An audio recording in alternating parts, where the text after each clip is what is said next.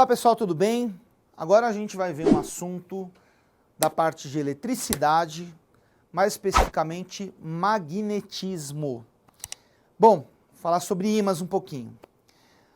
Gente, desde tempos bem antigos, né, que o homem ele já conhece aí propriedades magnéticas, né? Então, nós temos aqui o ímã natural, que é a magnetita, Fe2O3. Então, antigamente lá, bem antigamente, os caras andando lá, às vezes andavam com um bastão de ferro, percebiam que esse ferro muitas vezes era atraído por rochas que tinham lá, na verdade era a nossa magnetita, tá certo?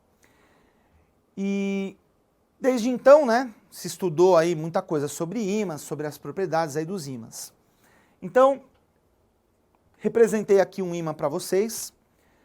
Um ímã, pessoal, tem como característica sempre ter dois polos, um polo norte, um polo sul, tá certo? E a primeira coisa importante que a gente tem que saber sobre os ímãs é como que funcionam as assim chamadas linhas de indução magnética do ímã. Então, eu fiz aqui o desenho mostrando para vocês o que a gente percebe. Que você tem aqui as linhas de indução sempre saindo do polo norte, indo no polo sul. Sai do norte, vai para o sul, sai do norte, vai para o sul, assim por diante. Ok?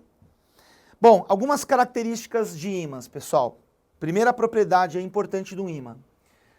Inseparabilidade dos polos. Então, todo ímã sempre tem dois polos, que são as duas regiões nas quais você tem maior efeito aí de magnetismo.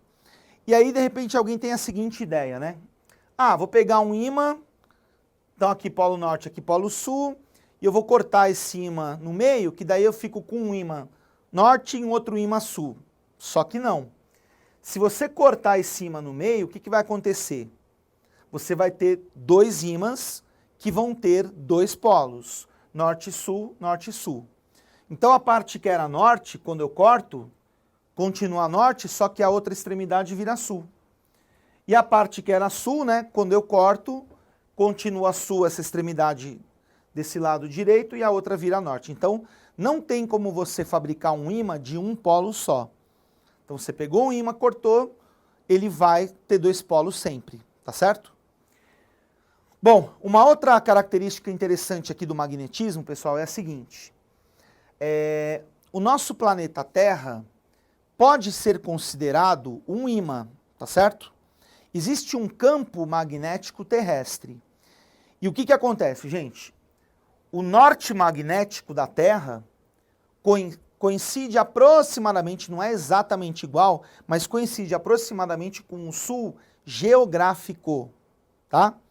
Enquanto que o sul magnético da Terra coincide aproximadamente com o norte geográfico. Então, uma coisa para você lembrar, se você for relacionar o norte geográfico, o sul geográfico com a polaridade, com a parte magnética, lembra que é sempre o contrário. Então, norte magnético, sul geográfico, sul magnético, norte geográfico, tá certo? E uma outra característica importante que a gente vai usar muito para resolver exercício de ímã é essa que eu coloquei aqui. Uma bússola magnética, gente, uma bússola é um aparelho que serve para você se orientar, tá certo? E como que você se orienta com a bússola? Ela tem uma agulhinha bem levinha, bem sensível, e essa agulhinha, pessoal, sempre vai o quê? Se alinhar com o campo magnético, no caso da Terra, tá certo? Então, uma bússola, como é que ela funciona? Ela sempre vai apontar o seu norte na direção e sentido do campo de indução magnética resultante sobre ela. Em outras palavras, aqui a gente tem o quê? O norte magnético. Aqui você tem o sul magnético. As linhas de indução saem do norte, vão para o sul. Nasce no norte, morre no sul. Quando eu coloco a minha bússola, o que acontece? Está dizendo que sempre o norte da bússola vai ficar na mesma direção e sentido do quê? Do campo de indução magnética no ponto. Então aqui no caso, se eu colocar a bússola nesse ponto, ela vai ficar tangente, o norte aqui, o sul aqui.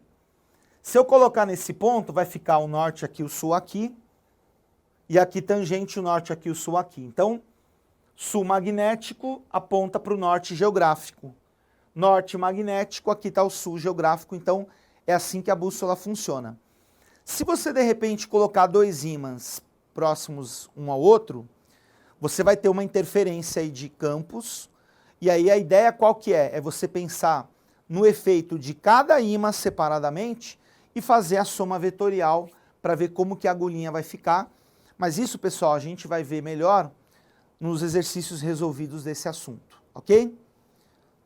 Espero que você tenha entendido. Valeu, gente. Até a próxima.